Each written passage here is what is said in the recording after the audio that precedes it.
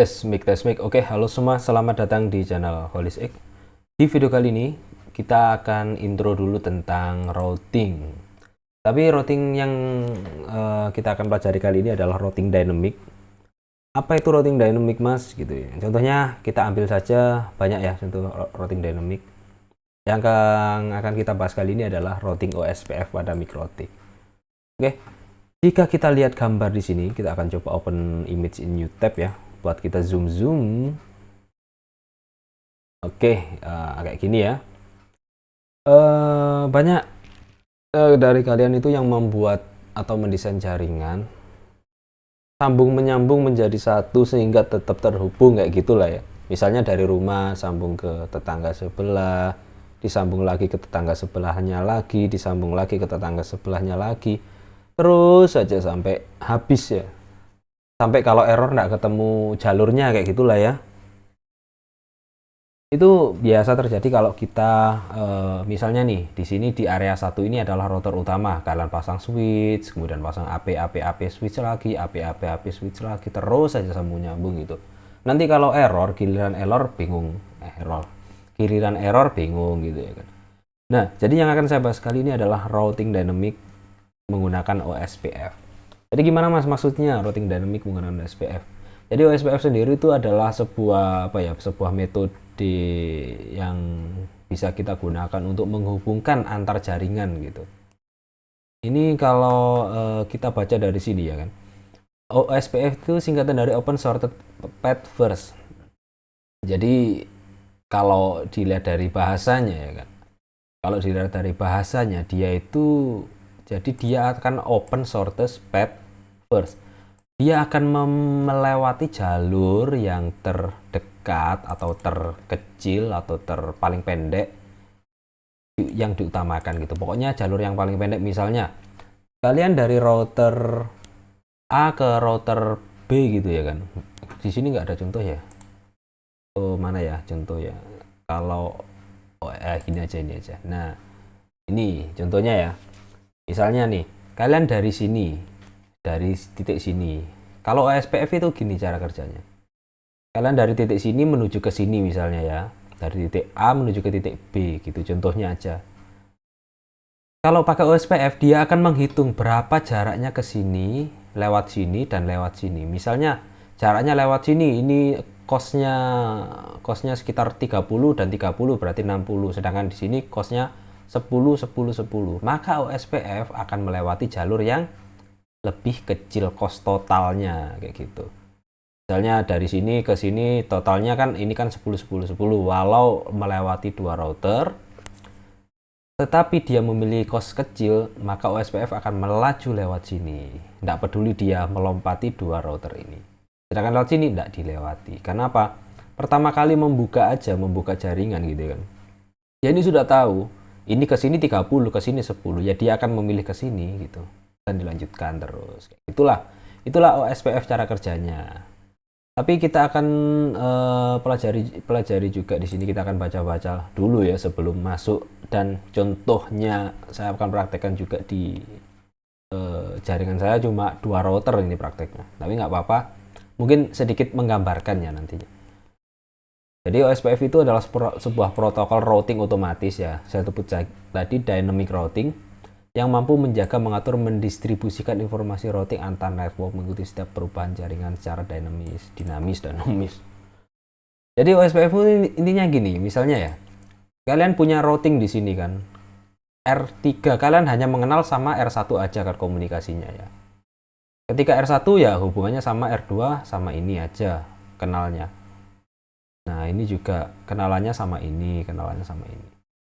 Tapi OSPF itu cara kerjanya gimana? Jadi, hubungan antar R3 dan R1 itu dikenalkan ke sini semua, dikenalkan semua. Jadi, setiap titik itu mengenal routingnya, alamat routingnya sendiri-sendiri gitu. Jadi bingung ya? Gimana ya? Misalnya nih contohnya. 111 ya kan, 11 titik sekian.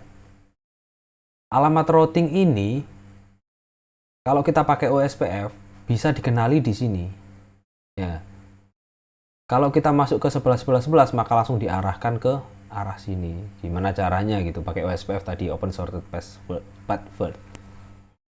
Misalnya sebelah sini mau dibuka dari sini gitu bisa saling terhubung. Karena apa? Karena ada routing tablesnya.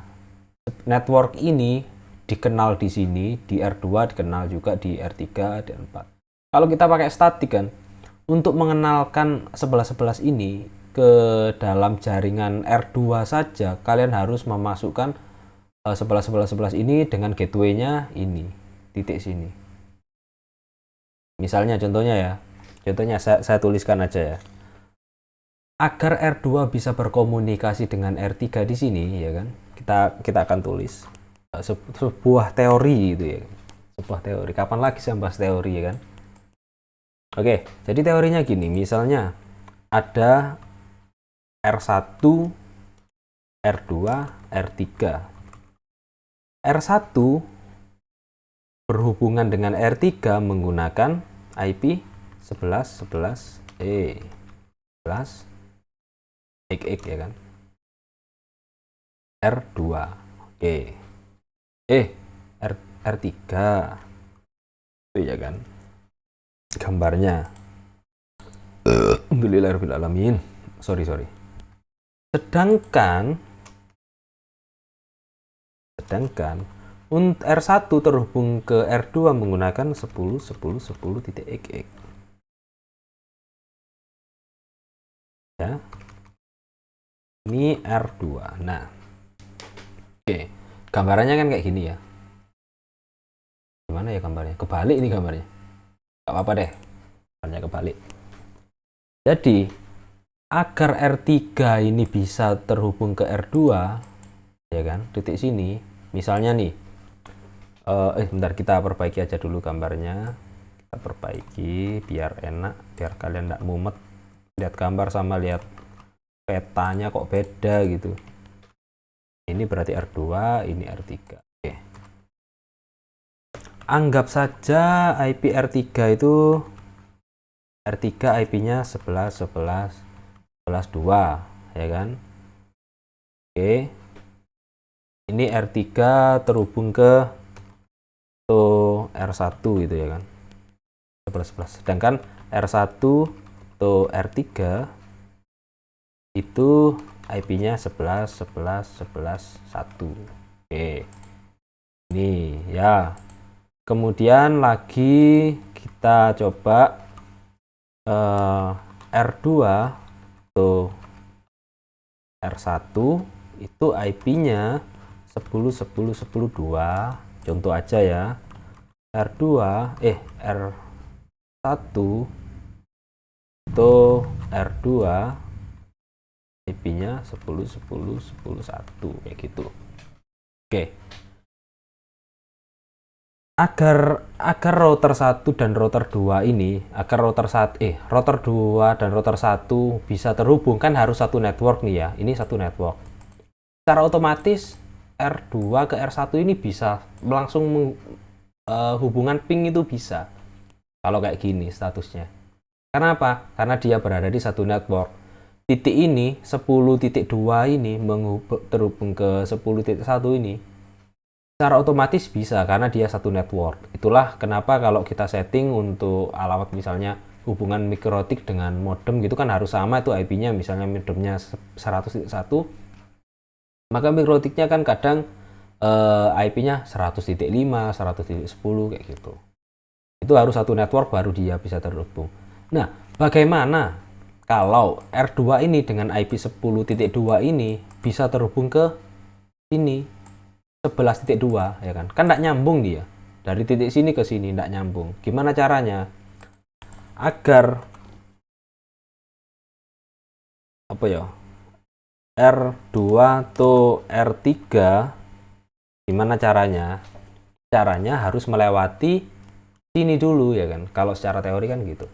Ini kan routing statik ya, routing statik dari R2 ini misalnya kan, dari anggap aja 10.2 menuju ke 11.2 harus melewati yang namanya 10.1 dulu, baru 10.1 dihubungkan ke 10, 11.2. Jadi routingnya kayak gini. Ketika kita dari 10.2 bisa terhubung ke 1, maka kita harus menggunakan gateway ini. Ya kan? Misalnya, kalau dituliskan di dalam sebuah routing table, maka tujuannya kayak gini. 11.0/24 gateway 10, 10, 10, 1 kayak gitu. Jadi untuk membuka 11.2 kalian harus melalui gateway 10.1 alias titik yang bisa kalian hubungi terdekat ini. Ya kan? Kebalik. Kebalik. Oh iya, benar. Untuk menuju ke sini caranya melalui pintu ini ya. Ini kan R2. R2 kan memiliki IP address 10.2. Ini. Dari sini agar bisa masuk sini kalian harus melalui titik sini dulu. Kenalan dulu di sini. Tanya ya kan. Dari 10.2 itu tanya ke 10.1. 10.1 kamu punya enggak tujuan ke dalam 11 ini gitu. Terus kemudian kata 10.1, oh ya ada nih, kamu harus menuju ke Ether 2 ya. Nah, maka diarahkan ke Ether 2, gateway-nya 10.1 komunikasinya. Ether 2 maka dia akan terhubung ke sini. Sampai sini juga kalian bisa bisa berkomunikasi menuju sini ya kan. Bisa komunikasi. Kalau kita ping, kalau modelnya kayak gini, kita ping ya kan. Kita ping set. Ini hanya bisa maju ke sini aja, nggak bisa balik. Kalau kita praktekkan, dia itu nggak akan bisa reply. Kita bisa ping, kita bisa send data dari sini ke sini. Ya kan? Kita sudah membuat routing nih ya. Ini routing di R2 ya kan. Kita sudah membuat tujuannya ke sini melalui titik sini ya kan. Tujuannya ke sini melalui titik sini. Kita coba ping, dia nggak akan bisa reply. Karena apa? Karena dari titik R3 tidak bisa mengembalikan ke 10.10. Kan 10.10 ini berkomunikasi ke 11. Dia kenalan nih. Dari 10 ke 11. Oh iya, masuk dia. Tapi dia nggak bisa balik karena dia nggak punya tujuan ke sini. Maka kita harus membuat routing juga di R3 dengan target 10, 10, 10, 0, 124. Gateway-nya siapa agar biasa data itu bisa kembali? Gateway-nya 11, 11, 11.1. Gateway-nya di sini, Ether 2 ini. Ya kan? Ether 2. Ini baru bisa ping ya kan. Itu baru satu titik aja ya kan, antara R2 ke R3 melalui R1 ini baru satu titik, itu bisa berkomunikasi. Kita harus menambahkan routing tabel kayak gini ya kan. Bagaimana kalau ini berkomunikasi sampai sini, gimana caranya gitu ya kan. Semakin banyak kayak gini, misalnya dari titik R3 ke R2 aja kita harus membuat routing ini masing-masing satu. Kalau R3 ke R4, waduh ya kan. Kita harus berkomunikasi dulu di sini. Kita harus kenalkan dulu 12 ini ke sini, kita kenalkan. 12 juga kita kenalkan ke sini. Kita kenalkan juga ke sini. Kita harus bikin semuanya routingnya, menulis satu persatu networknya gitu. Itulah namanya routing statik ya kan. Dengan keribetan ini ya kan, makin banyak jaringan ya kan, makin banyak jaringan yang terhubung, semakin banyak juga routing tables yang dibuat gitu ya. Jadi makin makin ruwet dalam ngaturnya. Ini aja masih dua tempat aja dari R3 ke R2 aja sudah kayak gini. Dua jaringan kayak gini. Bagaimana kalau banyak ini sampai area 4 area ini, area 0 sampai area 3 ini. Bagaimana biar terhubung ya, makin banyak lagi routingnya. Pertama, R3 menuju ke 10.10. Ini sudah kan? Kemudian R3 menuju ke 12.12 ditambah lagi. R3 menuju ke 13.13 tambah lagi. Begitu sebaliknya, dia harus menulis juga masing-masing networknya biar bisa berkomunikasi kayak gitu. Maka dari itu, dari keributan ini semuanya kan, ini kan masih dalam satu jalur ya. Dalam artian apa? Satu arah gitu ya kan, satu arah saling terhubung, satu titik. Bagaimana kalau bentuknya kayak gini nih? Kayak gini tiba-tiba dari titik A ke B ya kan, ke C. C ini bisa dua jalur, ke D atau ke E gitu. Terus lagi gini, jalurnya banyak gini. Gimana caranya tuh ya? Makin banyak networknya itu gimana? Makanya dari awal ini kan kita bisa lakukan dengan statik kan, kalau jaringan sedikit tiba-tiba semakin banyak gini. Nah, maka itu muncullah yang namanya routing dynamic. Routing dynamic itu apa? Ya kayak gini. Seperti dijelaskan ini contohnya OSPF ya. Protokol yang menjaga berarti apa? Menjaga komunikasinya antar jaringan tersebut, mengatur dan mendistribusikan informasi router. Nah, jadi kita nggak perlu lagi memasukkan IP network di masing-masing router ini. Misalnya ini terhubung sini harus lewat sini gitu, nggak perlu. Jadi misalnya di sini dia kenal dengan IP 20 20 30 30 40 40. Maka dia akan kenalkan juga network ini ke jaringan sini. Maka dia akan tahu jaringan. Oh, ini ada jaringan 20 20 nih, kamu harus lewat sini gitu. Jadi jaringan ini bisa dikenal di sini semua karena didistribusikan tadi oleh OSPF. Itulah cara kerjanya OSPF. Selain itu cara kerjanya selain mendistribusikan juga OSPF itu membuka jalur yang lebih rendah tadi, lebih kecil tadi. Kayak contohnya tadi ya, OSPF itu akan bekerja dengan cost yang kecil dulu yang akan dilewati. Contohnya, saya ulangi lagi nih ya. Dari titik ini ke titik sini, dia akan menghitung berapa jaraknya sini ke sini. Misalnya kita set ini 30, jaraknya setnya, costnya 30, ini cost 30, total costnya ada 60, ya kan? Sedangkan di sini ke sini costnya hanya 10, 10, 10, total costnya 30. Secara teori, kalau SPF, dia akan mengambil jarak terdekat. Totalnya di sini 30, di sini totalnya 60. Yang akan diambil yang mana? Yang sini, yang ke bawah. Kayak gitu. Itulah gunanya OSPF. Jadi yang mengambil jalur yang terdekat. Contohnya di sini yang saya buat di jaringan ini ya, jaringan ini. Kita coba lihat interface-nya dulu, interface. Oke, kita coba lihat interface sama IP address. Oke, sini ya, address, IP address. Nah, oke, ini ISP1 terhubung ke Ether 2, ESP2 terhubung ke Ether 3, dan ESP3 terhubung ke Ether 4. Ini ya jaringannya. Nah, saya berada di sini. Saya berada di Ether 4 ini. Kalau saya terhubung ke sini kan gampang kan, dari subnet terhubung ke atasnya itu pasti bisa terhubung secara otomatis ya kan.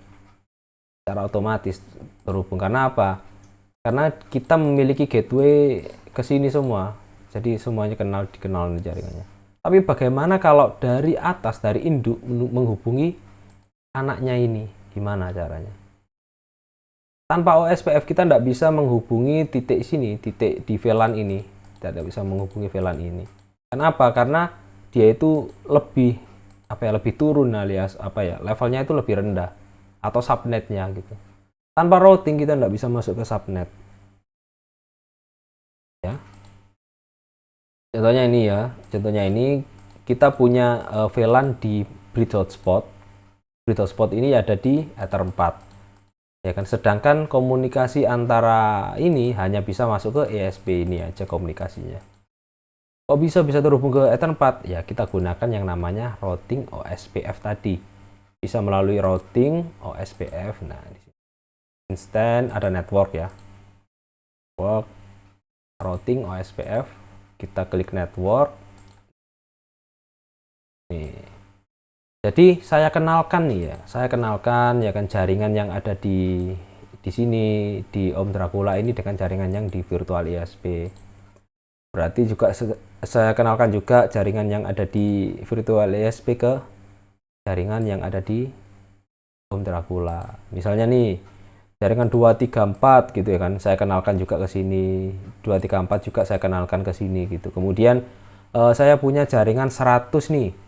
100 ya, saya punya jaringan 100 yang terhubung ke modem, saya kenalkan ke sini ya kan. Oh, saya juga punya nih jaringan 10, saya kenalkan juga. Kemudian saya punya jaringan 101, 102, saya kenalkan ke sini.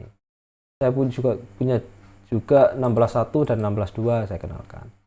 Maka namanya OSPF kan saling mendistribusikan ya, saling mendistribusikan jaringan atau routingnya tadi. Kita punya routing ini, kita punya network nih. Aku kenalkan ke sini. Aku juga punya nih, aku kenalkan ke sini. Maka kita saling bertukar, namanya bertukar routing ya. Bayangkan ini, kalau kita nggak saling bertukar jaringan ini, maka di sini nggak bisa terhubung. Ya kan? Kita harus masukkan manual, routing manual di sini. Semuanya kita masukkan manual. Dengan OSPF kita bisa membagikan jaringan kita ke router lain. Jadi di sini kenal yang ini, kemudian di sini dibagikan lagi sampai seterusnya. Jadi routing table-nya itu makin banyak gitu, makin mudah lah pakai OSPF itu. Contohnya ya, setelah dikenalkan, ya kan, setelah dikenalkan keduanya, maka saya bisa melihat nih ya. Maka saya bisa melihat routing yang ada di sini, routes di sini. Saya bisa melihat jaringan 10.0 di sini. Mana 10.0? Nah, ini. Maka saya bisa menghubungi 10.0 ini. Tanpa routing, kita tidak bisa berkomunikasi dari sini, dari jaringan ISP ini menuju ke sini. Dengan routing kita bisa, gitu. Ping, tuh bisa tuh. Bahkan saya juga bisa menghubungi jaringan yang ada di bawahnya lagi, misalnya jaringan apa ya? Bentar, jaringan apa ya? IP access point gitu misalnya. Berada di 250, bisa. Sedangkan ini ya, ini 250 ini kalau saya gambarkan ya, 250 kan access point nih. Topologi access point. Ya. Ini modem. Ini virtual ISP. Ini Om Dracula. Baru access point. Nah. Tuh. Kita nggak bisa berkomunikasi dari virtual ISP ini ke access point tanpa routing tadi. Tanpa pengenalan routing tadi kayak gitu. Kalau access point berkomunikasi ke virtual ISP bisa, karena kan dia naik tuh. Dari titik sini menuju sini tuh bisa. Ya kan, dari titik sini menuju sini bisa. Tapi kalau dari titik atas menuju ke bawahnya lagi, ke subnetnya lagi, itu yang nggak bisa, ya kan? Itu yang nggak bisa. Tanpa routing nggak akan bisa. Gitu. Apalagi kita pakai NAT aja terus, maka nggak akan bisa. Kalau kita pakai routing ya sebanyak apapun, ya kan? Kalau jaringan kita banyak gitu, kalau kita full routing itu enak, semuanya bisa terhubung. Nggak peduli kalian misalnya punya 2 kantor gitu, ya kan? 2 kantor terhubung ke fiber optik. Kalau kalian pakai NAT ya, komunikasi kalian mungkin terputus di situ. Kalau kalian pakai routing, kalian bisa menghubungi misalnya ada server NAS di gedung A, bisa dihubungkan ke server NAS ke gedung B gitu, bisa semua. Ini contohnya dari virtual ISP ini terhubung ke access point dengan IP 68 10.250 tuh. Dari sini ke sini tuh bisa. Bisa banget. Ya. Access point sini bisa banget tuh dari titik sini. Kalau dari titik bawah, titik misalnya saya dari Om Dracula menghubungi titik-titik yang ada di sini ya gampang, ya kan. Misalnya saya berada di access point di sini, HP saya kan misalnya HP saya ada di sini, HP saya mau menghubungi IP ini ya bisa aja karena kan di atasnya. Kalau dari virtual ISP menghubungi yang bawahnya, waduh ini yang akan sulit ya. Kita akan coba tambahkan lagi untuk jaringannya ya. Saya itu punya jaringan ini jaringan apa? Jaringan PPOE nih, jaringan PPOE, ya kan? Tahu kan jaringan PPOE modelnya kayak gimana? Jadi jaringan PPOE saya itu berada di bawah access point di sini. PPOE A720R. Nah, nih dengan IP 172.16.42. Nih IP-nya. Dari sini apakah bisa saya menghubungkan virtual ISP ke sini? Bisa dengan routing. Ya kan? Kita coba tambahkan routingnya. 40.124. Harusnya sih bisa ya. Kita coba cek di sini. Ini 172.16.42. Ini bisa terhubung ke sini. Loh, tapi kok gini bentuknya ya? Oh, ya udah deh. Oke, nih. Coba saya matikan ya. Di sini kan ini kan beda router nih ya. Kita coba matikan di sini. dia akan hilang di sini. Tunggu, apakah dia akan hilang? Tuh hilang ya. Itulah gunanya apa? Dynamic routing OSPF ini. Saya tambahkan, saya kenalkan nih jaringan di sini 4.0 nih ya, jaringan di sini ya. Nih, jaringan di sini 4.0 gitu misalnya. Saya kenalkan nih jaringan PPOE. Di sini secara otomatis nanti akan terdaftar ini. Di sini secara otomatis akan bertambah. Itulah gunanya dynamic routing. Dan kita akan bisa menghubungi ini, ya kan? Kita coba dari virtual ISP, topologinya kayak gini. Saya berada di sini. Saya ingin menghubungi PPOE A720R dengan IP gini. Apakah bisa? Kan coba. Dengan syarat ya, dengan syarat modem atau router PPOE kalian harus diizinkan akses lewat WAN. Itu ada itu akses remote aksesnya itu. Bismillah, harusnya bisa ya. Waduh, timeout. Oh, itu bisa. Ya kan? Inilah gunanya routing OSPF. Mungkin kalian yang punya jaringan besar gitu ya kan, coba deh dipikirkan untuk menggunakan routing. Jangan semuanya pakai NAT, nggak apa-apa, nggak salah, semuanya kan bisa terhubung kan, yang penting bisa terhubung.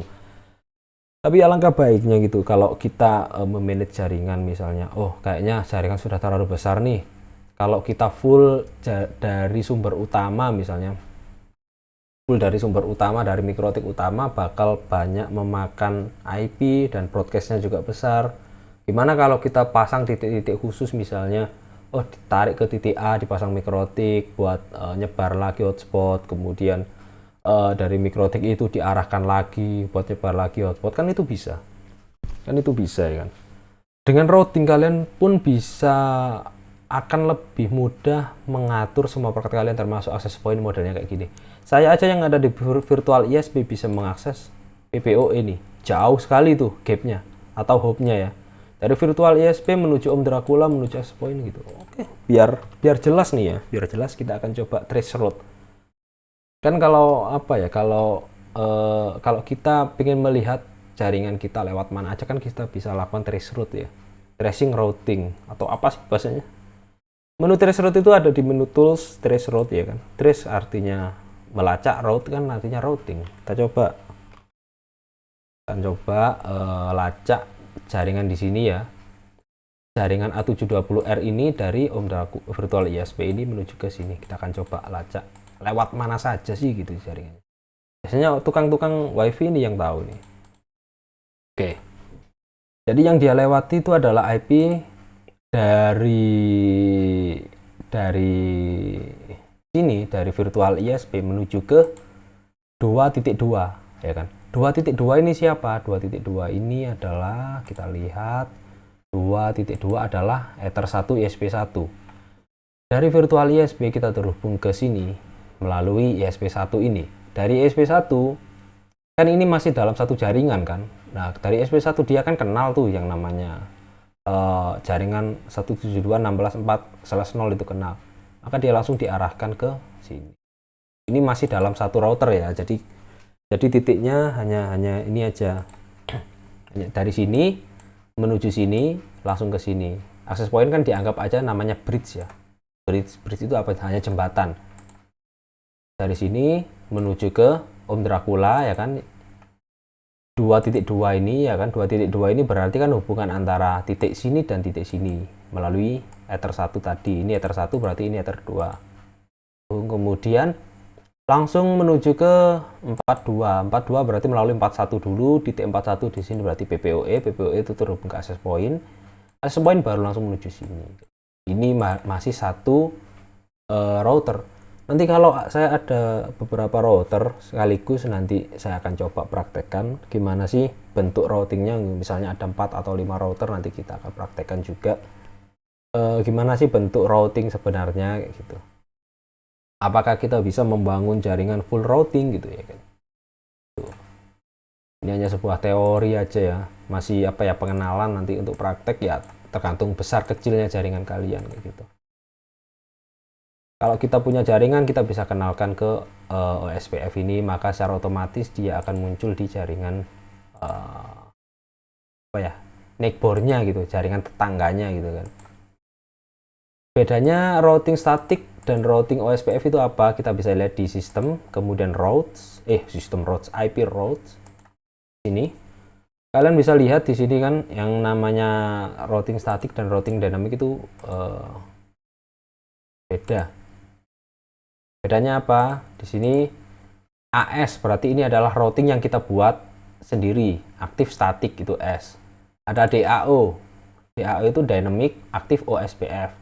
DAO ini D itu berarti dia yang dibuat secara otomatis. Kalau O ini ada OSPF, A berarti dia itu aktif, sedang bekerja kayak gitu. Kayak gini contohnya ya kan. Ini kan DAC. DAC routingnya apa? Dia dibuat otomatis tapi dia itu bukan routing yang dikenalkan oleh OSPF, ya kan, dibuat secara otomatis. Kalau kita bikin jaringan kan otomatis dibuat networknya kan, kayak gini. Ini buat statik ya kan, ini buat statik. Kemudian di sini, ini dari OSPF ini ada berapa ini? 1, 2, 3. Ada 3 network nih ya, 100, 101, 102 ya kan. Kemudian yang dari sini, di sini banyak banget ini OSPF-nya.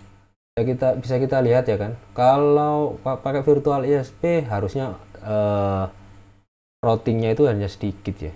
Coba kita matikan ini. Nah ya, instant nih kali ya. Bentar. Kita coba instantnya kita matikan. Tuh, aslinya routing yang ada di loh, ini kok gini bentuknya. Bentar.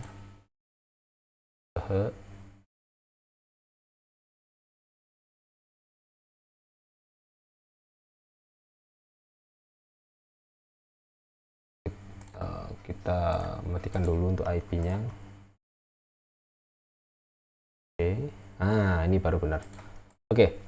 Ini routing aslinya yang ada di jaringan virtual ISP kayak gini bentuknya. Ketika kita nyalakan untuk virtual OSPF-nya, maka secara otomatis dia akan berjalan dan berkenalan lagi nih. Berkenalan tunggu. Nanti kan secara otomatis mengupdate routing table-nya tuh. Ini mikrotik yang berbeda loh ya. Saya bukan mikrotik yang sama loh ini. Mikrotik yang berbeda loh ini tuh. Routingnya langsung berubah dengan OSPF gitu. Saya matikan lagi ya. Nih.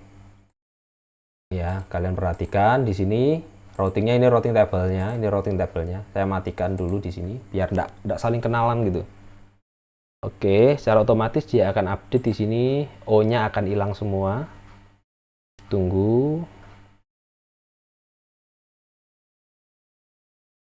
Oh, agak lama ya update-nya.